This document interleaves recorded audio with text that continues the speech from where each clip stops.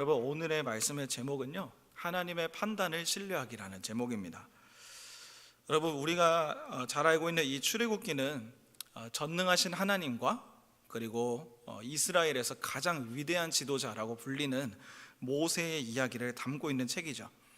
그래서 모세를 통해서 약 400년 동안 고통받던 이스라엘 백성들이 이제 애굽에서 탈출하는 장면을 우리가 볼 수 있고, 그리고 하나님께서는 이 출애굽한 백성들을 이제 가나안 땅으로 인도하심으로써 그들에게 독립된 나라를 허락하시는 것을 보게 됩니다. 그리고 이후에 여호수아를 통해서 이제 그 땅을 점령하는 그 과정들을 통해서 하나님께서 오직 이스라엘을 주관하시는 분이다라는 것을 우리에게 알려주는 책이 또한 출애굽기의 내용이죠. 모세는 이스라엘 역사상 가장 위대한 지도자로 손에 꼽히는 사람입니다. 왜냐하면 지금까지 모세처럼 누구도 이스라엘 역사에서 이만한 기적을 보인 사람이 없기 때문이죠. 지팡이가 뱀이 되고, 그리고 물이 피가 되고, 애굽의 10가지의 재앙 혹시 다 알고 계시는 분 계신가요? 피재앙, 개구리, 이, 파리, 돌림병, 종기, 그리고 우박, 메뚜기, 흑암, 그리고 장자재앙. 정말 잘 아시네요. 이러한 10가지의 재앙들을 통해서 하나님께서 이스라엘 역사상 이렇게까지 엄청난 재앙들을 통해서 이스라엘 백성들을 구해내신 전례가 없습니다. 우리가 정말 이스라엘 안에서 또 놀라운 일들을 행했던 사람이 보통 우리가 엘리야, 그리고 엘리사와 같은 놀라운 능력의 사람들도 있었지만, 모세 시대만큼의 이스라엘 백성들의 그 어마어마한 군대를 전부 다 구해내지는 못했습니다. 그런데 재밌는 사실은 여러분, 그런 위대한 지도자 모세라고 할지라도 출애굽기를 세밀하게 우리가 읽어가시면 모세만큼 하나님 앞에서 도망가고 싶었던 사람도 없었다는 것을 볼 수 있게 되더라고요. 모세만큼 콤플렉스가 있었던 사람도 없던 것을 보게 되더라고요. 그래서 저는 이 시간에 모세의 연약함을 저희가 같이 한번 살펴보시면서 모세가 정말 우리와 정말 성정이 다른 사람이 아니구나 라는 것을 함께 생각해 보기를 원합니다. 그리고 모세 역시도 콤플렉스가 있는 사람이지만 그 콤플렉스를 극복하는 과정을 살펴보면서 그러면 오늘 우리의 삶에는 어떤 식으로 적용할 수 있겠는지를 한번 이 시간을 통해서 잠깐 나누어 보고자 합니다. 여러분, 특별히 오늘 보면 6장 28절에서부터 30절은 모세가 하나님의 명령에 순종해서 이제 애굽 땅으로 들어왔을 때 하나님께서 모세에게 말씀하신 내용이에요. 하나님께서 29절에 뭐라고 말씀하십니까? 여호와께서 모세에게 말씀하여 이르시되 나는 여호와라, 내가 내게 이르는 바를 너는 애굽 왕 바로에게 다 말하라 라고 말씀하세요. 여러분, 저희가 아시다시피 모세는 출애굽기 3장에서 타지 않는, 하지만 불타고 있는 떨기나무 속에서 하나님을 만나게 됩니다. 그때 하나님께서 모세를 부르신 나이가 혹시 몇 살인지 알고 계십니까? 80살입니다. 그 나이에 하나님께서 모세에게 뭐라고 말씀하시냐? 네가 애굽으로 가서 내 백성 이스라엘을 구원해내라 라고 소명을 주세요. 그리고 모세가 하나님의 말씀대로 그 소명을 받아서 이제 애굽에 왔습니다.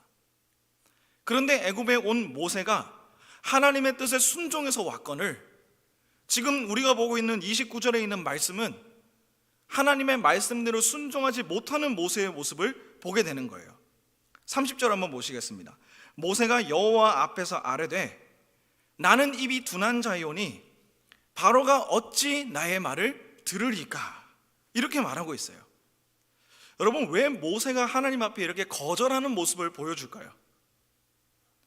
자기가 입이 둔하기 때문에 하나님께서 맡기신 소명을 나는 잘 감당하지 못하겠습니다, 하나님 저는 안 됩니다, 지금 이렇게 말하고 있는 것이죠. 근데 여러분, 이제 모세가 하나님 앞에 이렇게 자기의 입이 둔하다라고 계속해서 얘기를 하거든요. 왜 자꾸 그렇게 입이 둔하다, 자기의 입이 뻣뻣하다, 이런 식으로 모세가 계속 이야기하는 것일까요? 모세는 지금 우리가 보았던 6장 29절과 30절 여기에서만 말한 것이 아니라 앞에 본문 6장 12절 13절을 보시면 또 모세가 하나님에 대해서 거부 반응을 일으키는 모습을 보게 됩니다. 6장 12절 한번 보시겠어요? 한번 같이 한번 읽어보겠습니다. 시작. 모세가 여호와 앞에 아뢰어 이르되 이스라엘 자손도 내 말을 듣지 아니하였거든 바로가 어찌 들으리까? 나는 입이 둔한 자니이다. 아멘. 이렇게 말하고 있어요. 여기서도 12절 끝을 보시면 모세가 하나님 앞에 나는 입이 둔한 사람입니다 라고 말하는 것을 보게 됩니다. 여러분, 이 사실은 되게 흥미로운 점이에요. 왜냐하면 모세가 출애굽기 3장과 4장을 통해서 하나님께서 모세에게 사명을 주실 때 모세가 하나님 앞에 5번의 거절을 하지 않습니까? 근데 이 5번의 거절을 할 때 유일하게 자신의 신체적인 약점 때문에 하나님 앞에 거절하는 것이 이 부분이에요. 모세가 하나님 앞에 5번의 거절을 합니다. 당신의 이름이 무엇이라고 합니까? 나를 왜 이스라엘 백성에 보냈냐라고 했을 때 내가 어떻게 말합니까? 당신의 이름이 무엇입니까? 오 주여 보낼 만한 자를 보내소서. 이렇게 4가지는 모세의 신체적인 약점으로 말하는 것은 아니에요. 그런데 모세가 입이 뻣뻣하고 혀가 둔하다라는 말은 자기의 신체적인 결함이 있기 때문에 내가 못한다라고 얘기하는 것입니다. 그래서 되게 흥미로운 점이에요. 여러분, 출애굽기 4장 10절에 보면 모세가 이렇게 말하고 있습니다. 4장 10절도 같이 한번 읽어볼까요? 시작. 모세가 여호와께 아뢰되 오 주여 나는 본래 말을 잘하지 못하는 자니이다. 주께서 주의 종에게 명령하신 후에도 역시 그러하니 나는 입이 뻣뻣하고 혀가 둔한 자니이다. 아멘. 이렇게 말하고 있는 거예요. 이 포인트, 입이 뻣뻣하고 혀가 둔하다라고 말하는 이 포인트가 모세의 신체적인 결함이었다는 것입니다. 그리고 특별히 이 신체적인 결함, 자기의 입이 둔하고 자기의 혀가 뻣뻣해서 말할 수가 없다, 나는 말주변이 약하다라고 말하는 이 모세의 모습은 모세에게 엄청난 콤플렉스로 다가왔어요. 어떤 면에서 모세에게 콤플렉스로 다가왔을까요? 모세는 똑같은 대상에게 똑같은 실패를 겪습니다. 바로 이스라엘 사람들에게 여러 번 거절을 당했던 경우였습니다. 여러분, 우리 중에 거절을 좋아하는 사람 많이 없으실 거예요. 누군가에게 표현을 했을 때 거절당하면 그만큼 상심이 깊은 것도 없을 것입니다. 저도 예전에 많이 겪어봤습니다. 미친 듯이 저를 좋아하는 사람은 보기 힘든데 갖가지 이유를 다 들더라고요. 정말 신기하더라고요. 여러분, 갑자기 좀 우울해지는데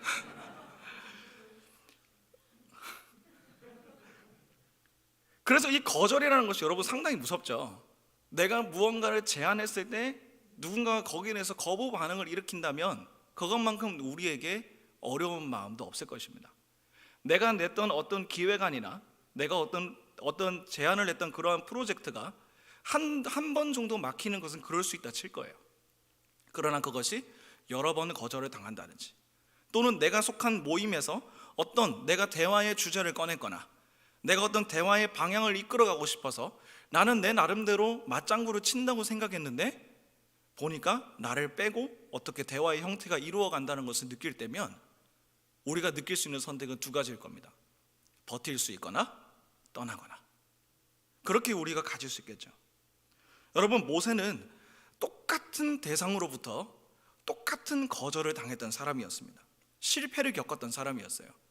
첫 번째 실패의 경우가 언제였냐면 출애굽기 2장 11절 이하에 나오는 내용입니다.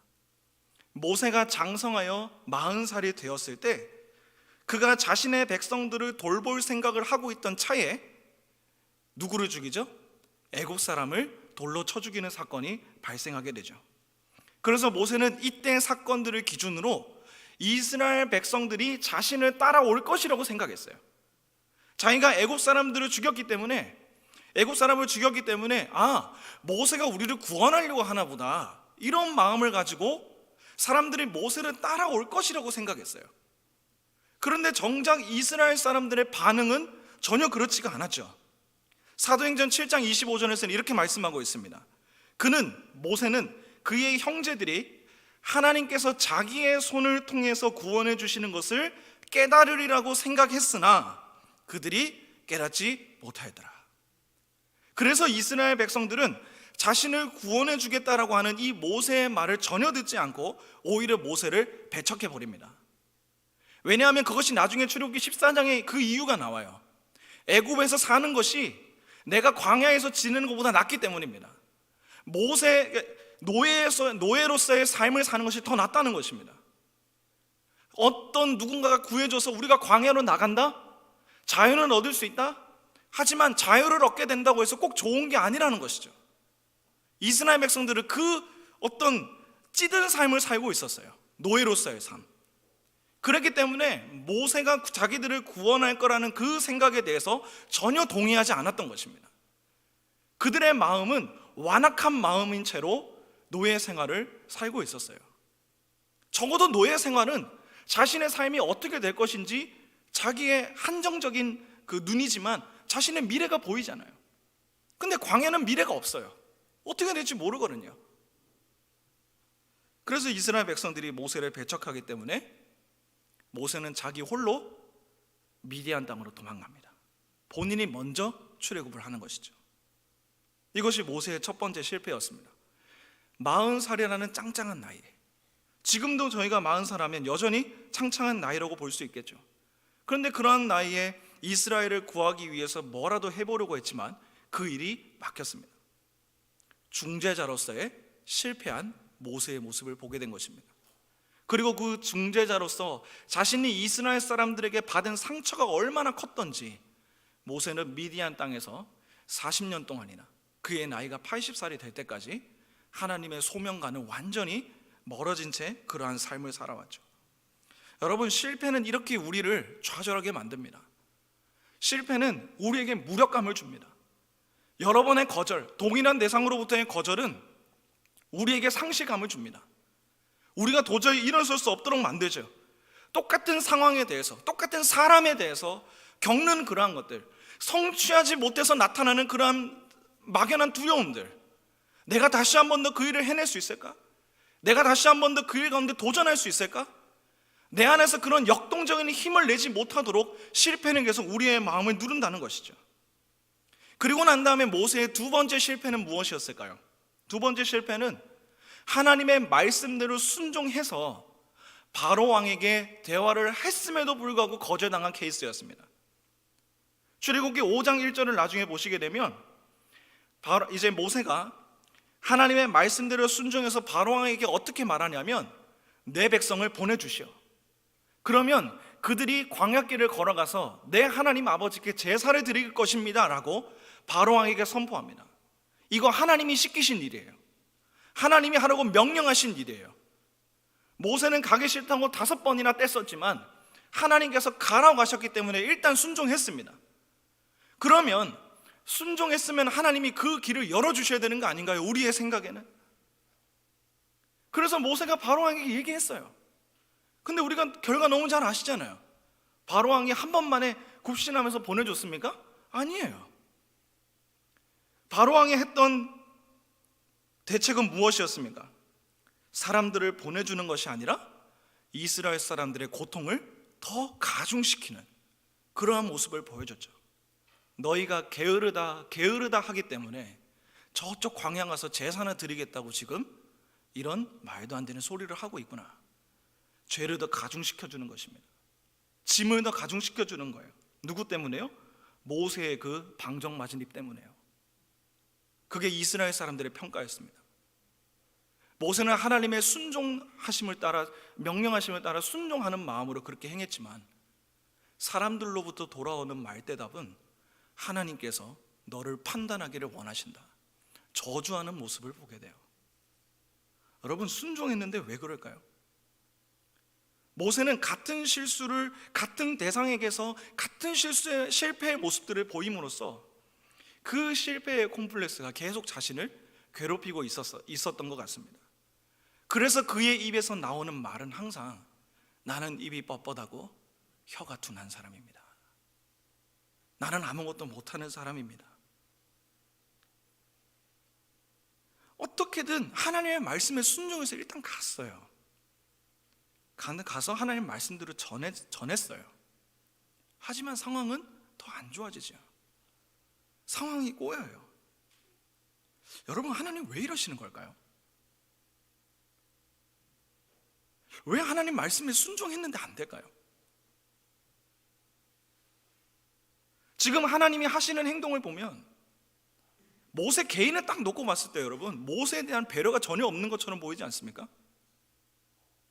상처를 받을 대로 받는 모세에게 하나님께서 하시는 행동은 상처를 극복해 주려는 모습이 아니라 대놓고 상처를 보여주고 더 도려내는 거잖아요. 상처를 더 드러내는 거잖아요. 모세 개인의 입장에서 봤을 때는 하나님 저 이것 때문에 못하겠는데요 라고 말했는데, 하나님은 모세의 실패를 계속 격도로 가시잖아요. 들키고 싶지 않은, 만나고 싶지 않았던 이스라엘 사람들을 만나게 하셨죠.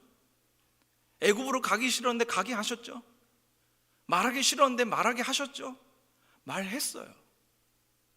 전했어요. 하나님 하라는 대로 다 했어요. 그런데 모세에게 돌아오는 것은 거듭되는 실패와 거듭되는 사람들의 거절의 모습이었습니다.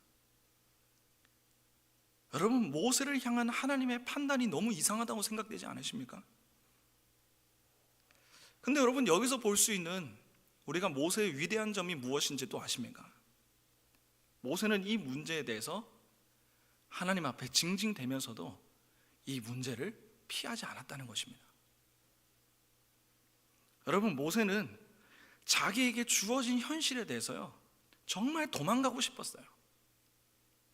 그래서 하나님을 처음에 만났을 때 모세는 주여 제발 보낼 만한 자를 보내십시오. 나는 못 갑니다. 이렇게 얘기를 했었습니다. 끝까지 도망가고 싶었던 사람이 모세였습니다. 그런데 모세는 하나님의 말씀에 어찌됐든 순종하면서요, 그 자리를 지키는 거예요. 그리고 하나님 말씀에 순종하면서 자신의 삶을 직면하는 것입니다. 직면하면서 하나님께서 자신의 상황을 이끌 것이라는 그 하나님의 판단을 여전히 믿고 의지하는 것입니다. 하나님이 자기에게 계속 실패를 겪게 하셨습니다. 자기에게 계속 넘어짐을 허락하셨습니다. 똑같은 대상에게서 똑같은 실패를 겪도록 하셨습니다. 그래서 모세는 더 이상 못 일어나는 사람으로 그냥 배드엔딩으로 끝나는 줄 알았습니다. 그러나 모세는 자기의 현실을 직시하고 하나님 앞에 기도하면서 자기에게 주어진 일을 끝까지 포기하지 않고 담대하게 걸어갔다는 사실입니다.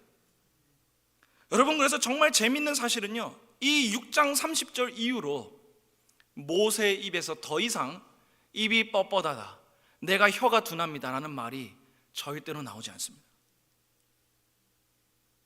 모세는 그 대신에 하나님 앞에 무엇을 하냐면 기도해요. 하나님, 나 도와달라고. 모세는 어떤 상황에서든지 그때부터 기도의 사람으로 변하기 시작하더라고요. 자신의 약점, 그리고 자신이 겪었던 실패를 계속 직면하면서 자기 자신의 문제를 영적으로 계속 해결해 나가려고 하더라고요. 하나님 앞에서 씨름하려고 하더라고요.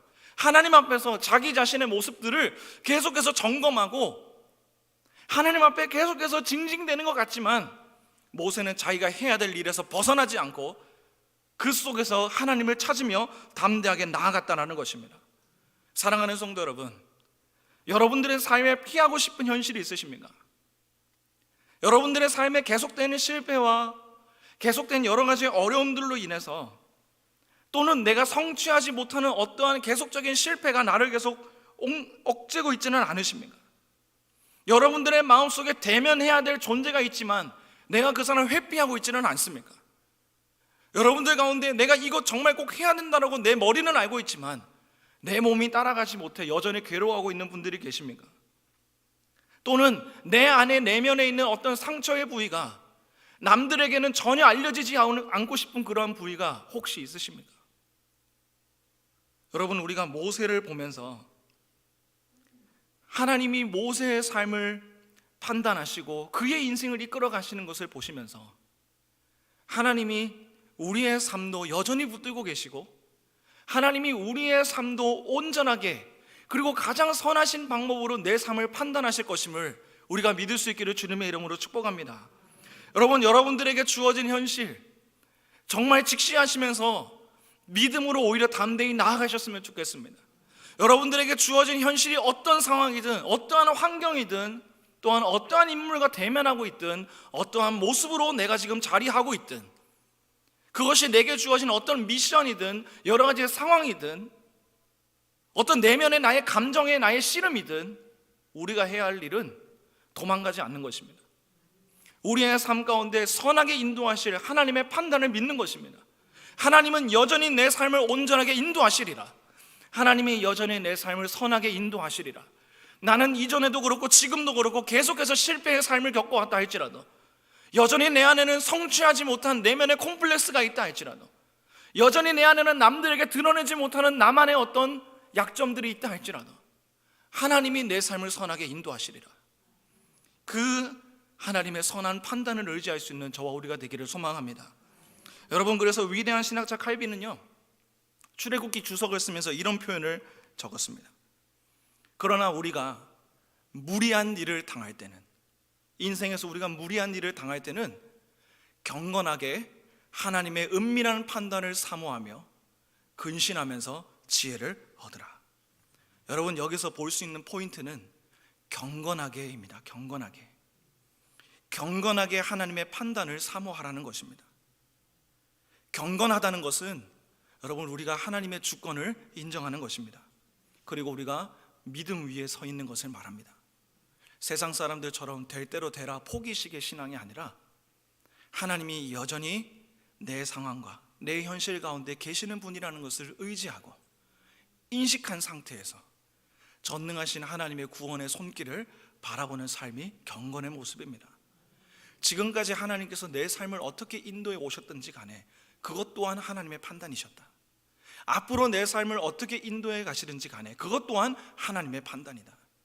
내 인생에 때로 병이 생겨서, 때로 내 인생에 어떠한 몸에 상처가 생겨서, 또한 내 인생에 어떠한 힘들과 좌절의 연속이 나에게 있다 할지라도 그것은 하나님의 판단이기 때문에 나는 경건하게 하나님의 뜻을 구하며 기도의 자리에서 하나님을 신뢰하겠다. 그런 말을 기록해 놓았더라고요. 하나님이 왜 나를 여기다 떨어뜨려 놓으셨나? 하나님이 왜 내가 이런 문제를 피하지 못하도록 만드시는가? 우리의 인생에 있는 여러 가지의 수많은 벽을 우리가 마주하게 될 때 우리는 경건하게 믿음 위에서 기도해야 할 줄을 믿습니다. 경건하게 하나님을 여전히 붙잡아야 할 줄을 믿습니다.